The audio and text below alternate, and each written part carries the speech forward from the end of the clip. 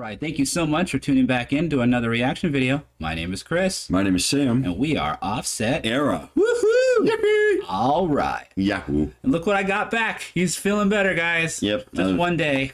Yeah, I was kind of under the weather the last few days. Feeling a lot better now. Good. I'm glad to have you back. And Thank you. It's good to be back. We're happy to get back on track with our Queen of the Murder Scene series reaction. That's right. So we're carrying back up where we left off.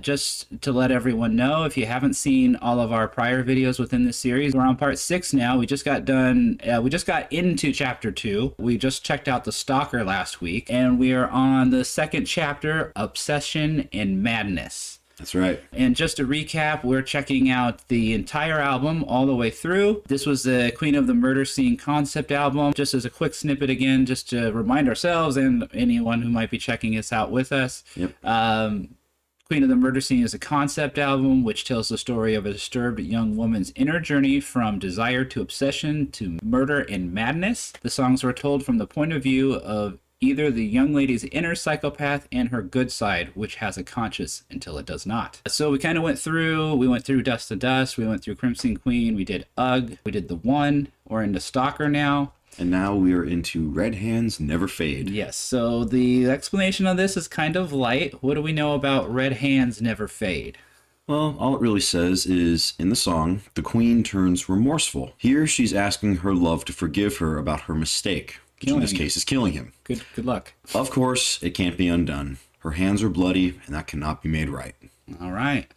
That's so remorse is where we're hearing this should be going. So I would imagine more maybe a somber tone to the song. It's going to be interesting. Yeah, so we're going to jump over to look at the video here. Again, if you haven't been checking out the series, we've been doing all of the same concert. We've been checking out the live Lunario CDMX. Which I believe, if I remember correctly, it was recorded in 2018, so just under 5 years ago. Yeah, and a lot of people like to highlight the ages. It happens to be here in the description. Danny was 18, Pal was only 16, and Allie was only 13 during all these productions, and probably younger to write all these songs. So yeah. So that's pretty incredible. You don't see that too often. Yeah, a little less on the comments on this one. Let's see if we can find some in English. Songwriting and arrangement touched by genius. A Herculean. Whoa, I hate that word. Work ethic. That's what he's got. That's what he's got me for. Absolute magic on stage. The Warning are one of the best bands on this earth, and that's a fact. Nice. Nice. I'm new to the band, and I'm always surprised how great the choruses and overall songwriting is every time I hear a song for the first time. Very talented songwriting, and that goes for the lyrics as well, especially given that English is not their primary language. Super impressive. Yeah, I think anyone who's bilingual is pretty impressive. That to me, that's just really, especially being fluent in another language, that's incredible. Somebody put a link because I was asking about their gear, and I came across a little I don't know if it was a live stream or something, but Danny spent an hour in front of the camera explaining her pedal and everything, all the patches and everything she used, and she was very careful to make sure she explained it once in English, and then she had to flip over to Spanish and explain it the same way in Spanish. That's incredible. And I think Paulina was helping shoot the video, and she had to stop a few times. Like, what's this word? What's the English word for this? What's the Spanish word for this? Because I guess they work so much with English and Spanish that sometimes things aren't always interchangeable like you would think. So pretty interesting, and that's the fact that they're doing all this musicianship on top of using a secondary language is pretty impressive. Yeah, it's been a long time since I came across a band that I was certain about, and young ladies have a bright future ahead of them.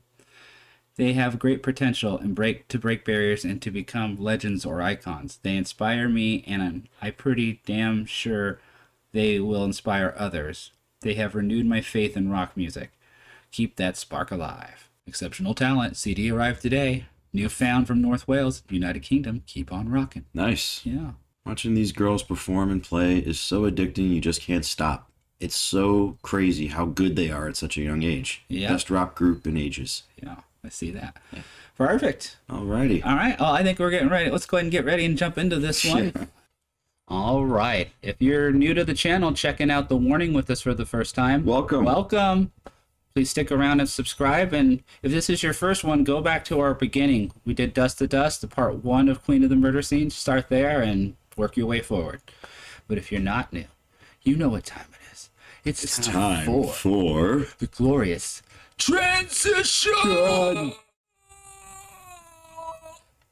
There we are. I missed that.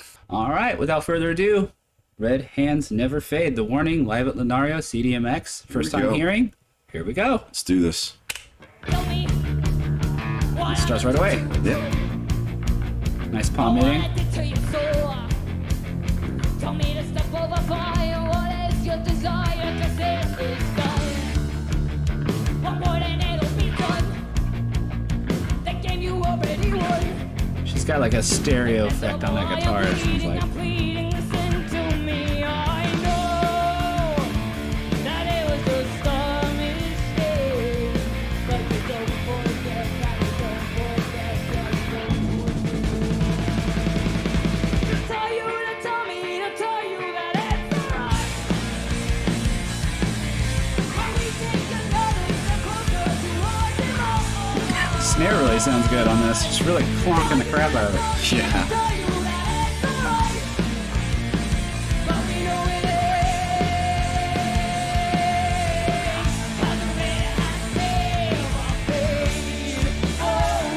Nice half time. That's cool.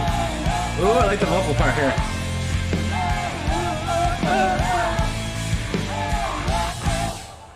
That's definitely all three of them. Yep. When did you get to decide?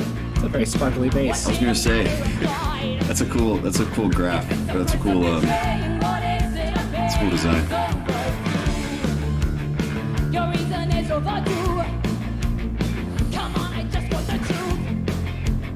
Do I resemble the rage and the chains that tie you down? I know. Wow. The way they did the vocal sounds really full. But you don't forget that you don't forget that you don't forget. To tell you, to tell me, to tell you that it's alright. When we take another step closer to our demise.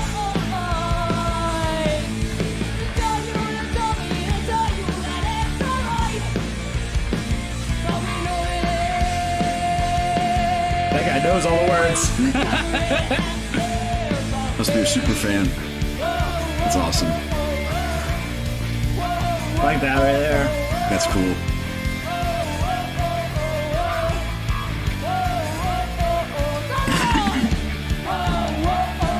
Oh, I love that. The vocals are so cool on this one. Yeah. Wish they'd sang together a lot more. It seems like it happens as not as much as it should. 3-part harmonies. Nice stop. Woo!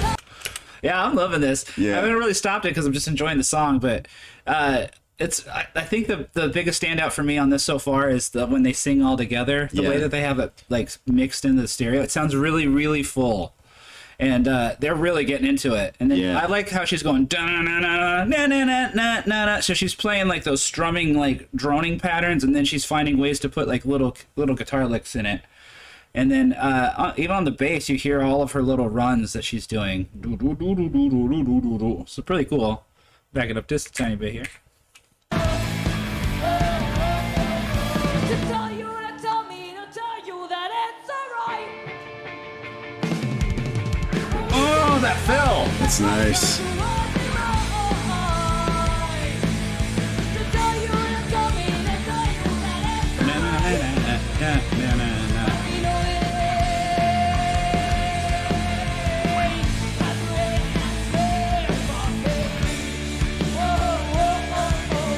Halftime again. Yeah, it sounds like some kind of like octaves or something.